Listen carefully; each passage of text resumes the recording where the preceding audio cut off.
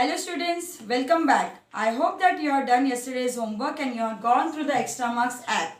Yesterday I have given another homework that one question was asked and you have to give the answer of that question. The question was, find out the name of water plant with the largest leaves in the world. Have you got the answer? The answer is Royal Victoria water lily plant found in Amazon river basin. Just see the image after this.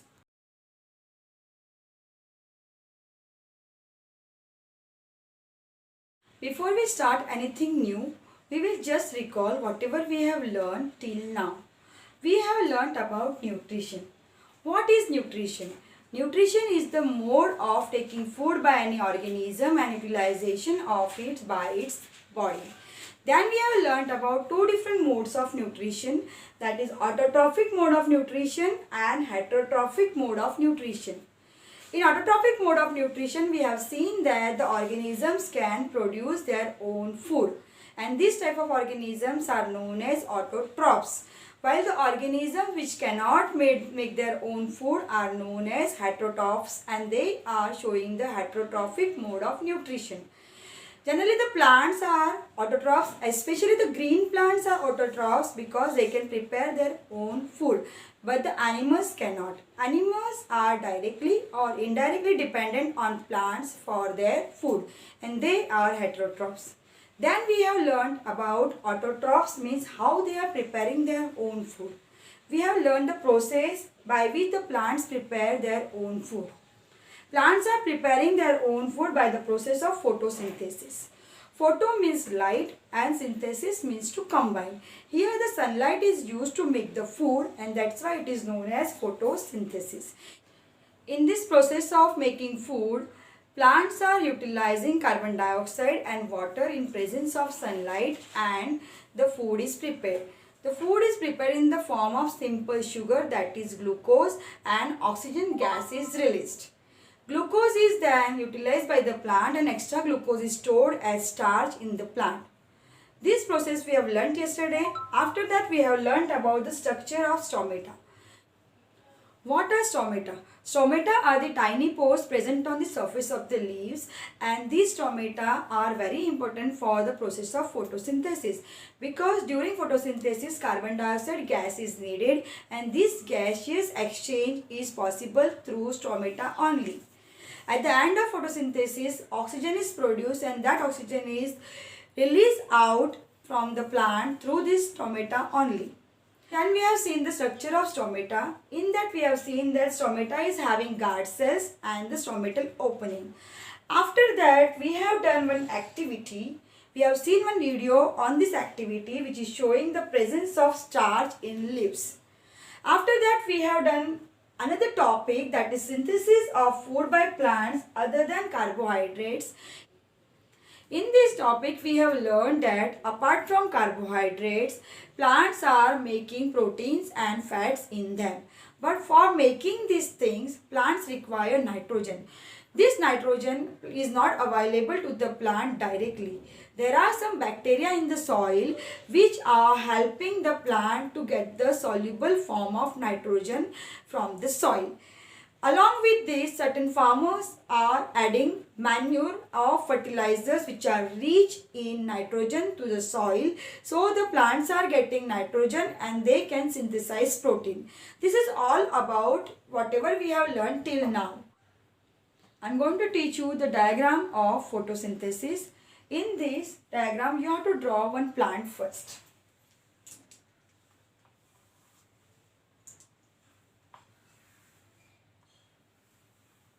This way you have to draw the plant. Here you have to show one leaf. A big leaf is, if you are not drawing the full potted plant, you can show only leaf also, because photosynthesis occurs in the leaf only.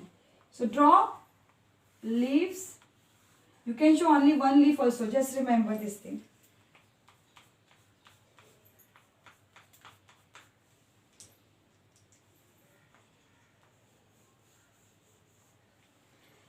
On one side, show the sun, because sunlight is the very important factor for photosynthesis.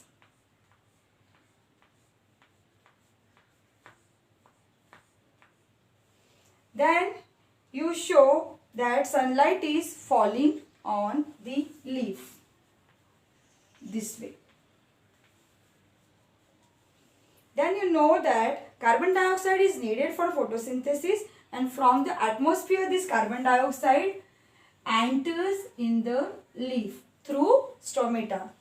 Now this carbon dioxide we are writing this way, and the arrow should be shown that it is going inside the leaf. C means carbon, O2 means dioxide, 2 molecules of oxygen. So this is CO2, we can write down carbon dioxide in short like this. Then we have to show that the other requirement of photosynthesis, that is water and minerals. As you know that plants are taking water and minerals from the roots. So you have to show the roots, and you have to show that here you have to write that water and minerals. Then with the blue color, because water's color generally we are using blue color for water, you can show that water is going through the root towards the leaf. This way you can show the movement of water towards the leaf. So now then you know that for the process of photosynthesis chlorophyll is needed. This chlorophyll is present in the plant. So you have to show the presence of chlorophyll in the leaf this way. And then all the conditions now fulfilled. Carbon dioxide is there, water and minerals are available, chlorophyll is already present in the leaf, and the sunlight is now trapped by the chlorophyll. So here photosynthesis started, and at the end of photosynthesis oxygen gas is releasing, that you know. So we have to show that oxygen gas is going out. So you have to show like this, O2. O2 means oxygen. So oxygen gas is released through the stomata into the atmosphere. This is all about the diagram of photosynthesis. I hope now it's very easy to draw the diagram of photosynthesis, and we will learn now something new about our own body. We will gain some extra knowledge. We will learn about the cells today. So what is cell? Do you know what is cell? Before we know about cell, we will know about the building blocks of a wall. Do you know what are the building blocks of a wall? What is the wall made up of? The wall is made up of a brick. Same way our body is also made up of some basic structural units. These basic structural units are called cells. So cell is the basic structural unit of our body. In this cell, the structure of the cell, if you see, it is shown on the board. In the structure of the cell, there is one cell membrane. You can see here the cell membrane, which is the outer protecting cover, and it is having a distinct nucleus in the center of the cell. And this nucleus is surrounded by a jelly-like substance called cytoplasm. This is just information given in this standard. You will learn about these in detail in 8th standard. Now it's time for today's homework. Today's homework is draw diagram of photosynthesis as shown in today's session, and another homework is refer the given link for the process of photosynthesis.